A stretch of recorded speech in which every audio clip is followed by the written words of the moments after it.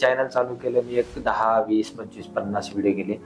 तर एक काळानंतर त्याला असं वाटेल की हा मी शाश्वत 2000, 5000, 10,000 त्याचं जे मंथली जर डोक्यात ठेवलेलं असतं तर त्या अपेक्षित गोष्टीपर्यंत तो मॉनिटायझेशनची प्रक्रिया आहे तो कधीपर्यंत पूर्ण करतो. आता सपोज एखादा कंटेंट ची डिमांड आहे आणि तो कंटेंट तुम्ही प्रोसेस करताय, तुम्ही किती आजच्या घडीला ऍक्टिव्ह आहात याच्यावरती तुमची व्हायरलची व्याख्या ठरते. मग त्याच्यानुसार ती कंटेंट किती व्हायरल होणार.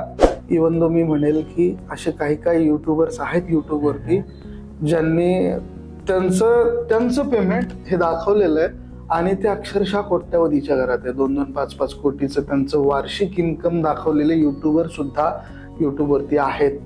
काही उदाहरणं आपण पाहिले तर जे कशातच नव्हते, लिटरली मोबाईल पासून त्यांनी सुरुवात केली आणि आज त्यांचे 2-2, 4-4 कोटीचे बंगले